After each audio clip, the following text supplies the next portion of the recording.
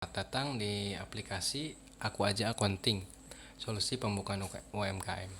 Nah, di sini saya akan memperlihatkan fitur-fitur apa aja yang ada di aplikasi Aku Aja Accounting secara singkat. Yang pertama ini adalah dashboard. Di dashboard ini kawan-kawan bisa melihat sekilas tentang keadaan bisnis kawan-kawan dari sisi keuangannya. Ada saldo kas dari masing-masing rekening, ada nilai penjualan, HPP dan laba kotor secara kumulatif. Nah, di sini juga disediakan diagram untuk mempermudah kawan-kawan dalam membaca data-data keuangan. Nah, ini diharapkan bisa bermanfaat bagi kawan-kawan untuk mengambil keputusan di bisnisnya, untuk mengembangkan bisnisnya juga agar semakin maju, semakin banyak omsetnya, semakin bermanfaat untuk daerah kawan-kawan dan untuk keluarga kawan-kawan. Nah, selanjutnya di menu transaksi. Di menu transaksi ini kawan-kawan diberikan kemudahan. Jadi kawan-kawan gak usah mikir, gak usah ngitung, gak usah repot pokoknya. Kawan-kawan tinggal masukin produknya apa, jumlahnya berapa, harga udah otomatis diberikan oleh sistem. Nah, harganya pun bisa kawan-kawan tentukan di menu setting. Nah, kalau udah diisi gini, kawan-kawan tinggal klik tambah. Nah, ini udah otomatis ngitungin berapa yang harus dibayar oleh pembeli.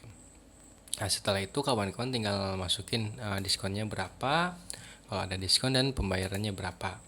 Contohnya sekarang nggak ada diskon ya, langsung segini. Nah, kawan-kawan tinggal pilih metode penjualannya apa, pembayarannya apa. Contohnya di sini melalui bank transfer BCA. Nah, setelah ini kawan-kawan tinggal satu klik, udah deh semuanya dikerjain sistem. Kawan-kawan dibikinin nota otomatis, nggak usah nulis-nulis, nggak usah ngitung-ngitung. Kawan-kawan tinggal fokus jalanin bisnisnya.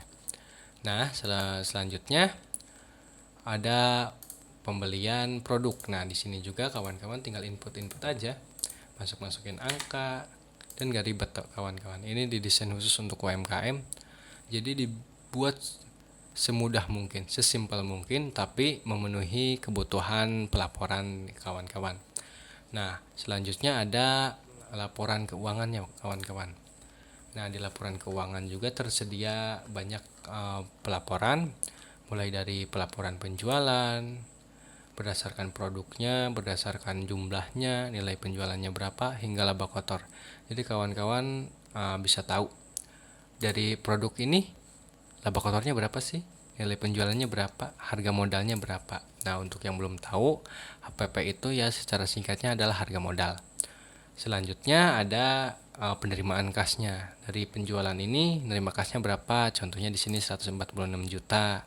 Ada piutang di luar 9.800.000. Nah, selanjutnya ada laporan pembelian produk. Jadi kawan-kawan bakalan tahu selama menjalankan usahanya, beli produknya itu berapa pieces, kuantitinya berapa. Terus ngabisin uang berapa. Nah, kalau di sini contohnya ngabisin uang 57 juta dan ada sisa utang 14 juta. Nah, dengan adanya data-data ini, dengan adanya pelaporan ini, kawan-kawan bisa mengatur operasional kegiatan usahanya agar berjalan lebih baik, lebih lancar, dan bisnisnya bisa lebih maju. Kemudian ada laporan pengeluaran kas untuk pembayaran operasional. Udah pasti dong, kawan-kawan harus bayar gaji, bayar listrik, bayar telepon, sewa, pajak, dan lainnya. Nah, di sini juga sudah disediakan pelaporannya. Kawan-kawan gak usah bikin pelaporan kayak gini, ribet kalau bikin sendiri.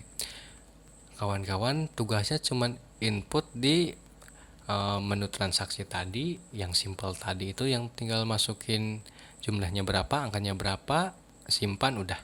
Nah, untuk ini semuanya tinggal lihat aja. Kawan-kawan udah gak usah bikin, gak usah pusing-pusing, gak usah ribet-ribet. Nah, dari laporan pengeluaran kas ini, kawan-kawan punya informasi uang itu dihabisin buat apa aja. Ini jenis pengeluarannya, nominalnya berapa, Ini pun dilaporkan berdasarkan rekening. Jadi kawan-kawan bisa mengontrol rekening-rekening yang kawan-kawan punya. Jadi bisa memanage keuangan lebih baik, diharapkan bisa membantu kawan-kawan dan kawan-kawan gak repot dalam memanage rekening dan uangnya, apalagi yang rekeningnya banyak. Wah, pasti pusing banget kalau catatnya manual pakai kertas, pakai pulpen. Nah, dan ini pun real time kawan-kawan. Setelah diinput, ini otomatis menyesuaikan dengan inputan yang kawan-kawan masukkan. Selanjutnya ada laporan transaksi kas lainnya. Laporan ini tujuannya adalah untuk mencatat pelaporan keuangan di luar kegiatan operasional. Contohnya apa? Contohnya pengambilan pribadi itu bentuknya kayak buat belanja keluarga, untuk jajan anak, untuk sekolah anak, kawan-kawan beli mobil pribadi. Nah, itu dicatat sebagai laporan transaksi kas lainnya karena itu tidak ada hubungannya sama kegiatan operasional perusahaan kawan-kawan.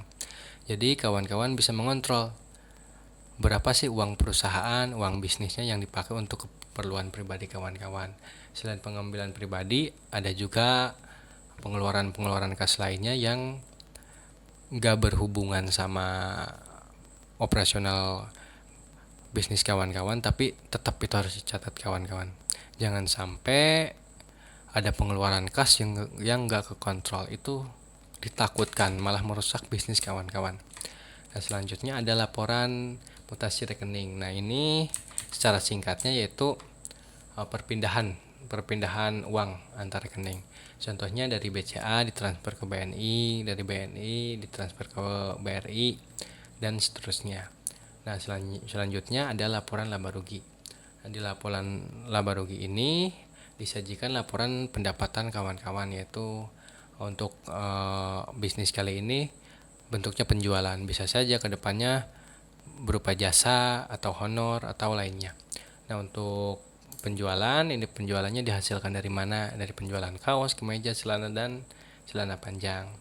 Total penjualannya berapa, harga modal atau HPP-nya berapa, laba kotornya pun berapa. Nah, ini otomatis dibuatin sama sistem. Jadi kawan-kawan gak usah nyusun laporan kayak gini. Soalnya kalau bikin sendiri, wah, ribet banget kawan-kawan. Ini pasti makan waktu. Setelah kawan-kawan input transaksi, ini udah otomatis real time. Jadi kalau dalam keadaan-keadaan tertentu kawan-kawan bisa cepat nih kalau mau ngambil keputusan, tinggal lihat laporannya. Oh, gini, kan gampang, kan enak. Nah, gitu. Selanjutnya ada laporan arus kas. Laporan arus kas ini ngelaporin berapa kas yang masuk dan berapa kas yang keluar. Jadi kalau dalam keadaan baik berarti kas masuknya lebih banyak, kas keluarnya sedikit.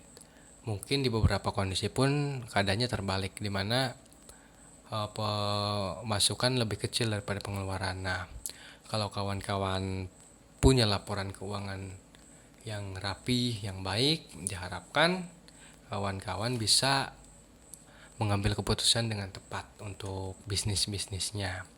Selanjutnya ada laporan perubahan modal. Nah, laporan perubahan modal ini secara singkat sih untuk mengetahui bisnis kawan-kawan itu bertumbuh atau enggak. Contohnya di sini modal awalnya 70 juta dan modal akhirnya selama 1 bulan itu jadi 110 juta. Berarti ada pertambahan sekitar 40 juta. Nah, berarti bisnisnya berkembang. Selanjutnya ada neraca. Di neraca ini kawan-kawan disajikan laporan mengenai aset kawan-kawan itu punya apa aja sih di bisnisnya. Contohnya di sini ada uang atau kas. Kasnya ada 84 juta.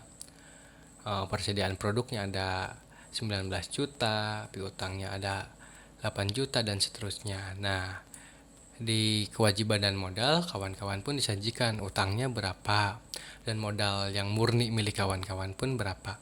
Nah, dengan adanya ini kawan-kawan tahu sumber daya yang kawan-kawan miliki itu berapa dan bisa dimaksimalkan untuk perkembangan bisnis kawan-kawan.